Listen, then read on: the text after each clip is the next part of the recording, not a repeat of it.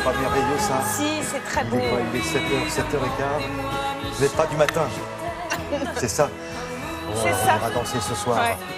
Merci Jean-Philippe, merci beaucoup parce que ça fait quand même 3h30 hein, la chanson. Donc Michel Thor pour enseigner le design et l'architecture, c'est pas simple, c'est une mission compliquée et il faut trouver des spécialistes. Et Des il bons me semble profs. que vous en avez rencontré un. Oui, j'en ai rencontré un. Alors, il s'appelle Jean-Louis Berthet. Alors, avant d'être professeur à Penningen, une école parisienne, eh bien, c'est un architecte d'intérieur et un designer reconnu, décoré, qui s'exporte comme tous nos grands designers français, qui d'ailleurs travaillait pour des éditeurs internationaux. Vous savez, les éditeurs, ce sont ceux qui fabriquent des meubles et qui a décidé de créer lui aussi sa marque française. Donc, il a rapatrié un petit peu tous ses dessins et il fait fabriquer en France. Alors, donc, il a une grande expérience. En plus, il a un certain âge, donc, un âge certain. Enfin, non, je vais pas.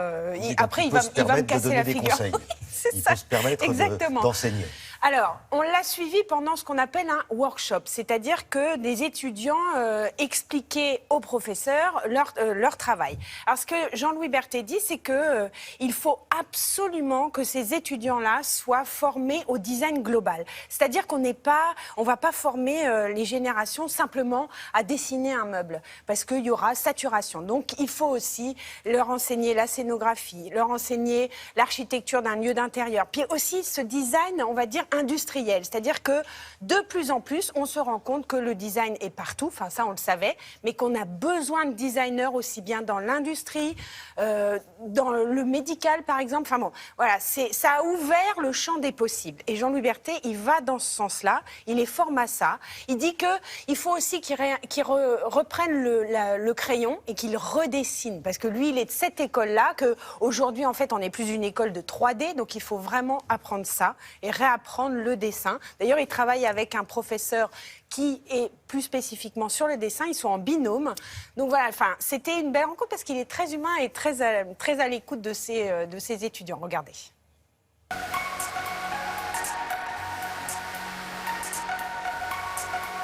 Le projet qu'on voit aujourd'hui, c'est comment on pourrait utiliser l'école qui se trouve à Saint-Germain-des-Prés. Donc on a demandé à chacun d'imaginer une exposition de mobilier, mais avec un thème précis.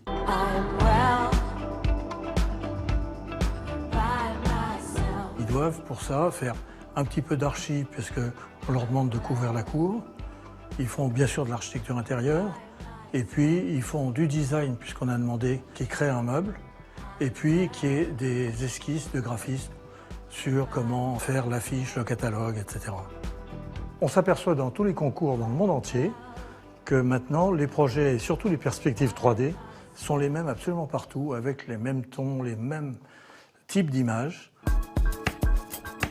Si on veut sortir du lot, il faut arriver à conserver le dessin manuel, c'est revenir sur une perce 3D à la main pour lui donner un vrai caractère et une personnalité qu'on n'a pas direct de machine. Au niveau de l'école, on a regroupé 2 cours en même temps, c'est-à-dire le dessin, l'illustration avec l'architecture intérieure, ce qui leur permet d'avoir une approche beaucoup plus tactile des choses. Moi, en dehors de ça, bon, bien sûr, je continue à dessiner des meubles qui sont édités. Ce qu'on attend du designer ou de l'architecte d'intérieur, aujourd'hui, c'est beaucoup plus complet que l'idée qu'on s'en fait. Nous, on l'a appris sur le tas, eux, on essaie de leur inculquer à l'école. Tout ça, ça a un revers. C'est-à-dire, par exemple, si on parle de design de meubles, malheureusement, Internet, c'est une catastrophe pour nous, puisqu'ils ne vont plus dans les showrooms, ils ne vont pas s'asseoir dans un fauteuil, ils appuient sur un bouton. Donc, il n'y a plus cette curiosité qu'on avait parce qu'on n'avait pas ces outils.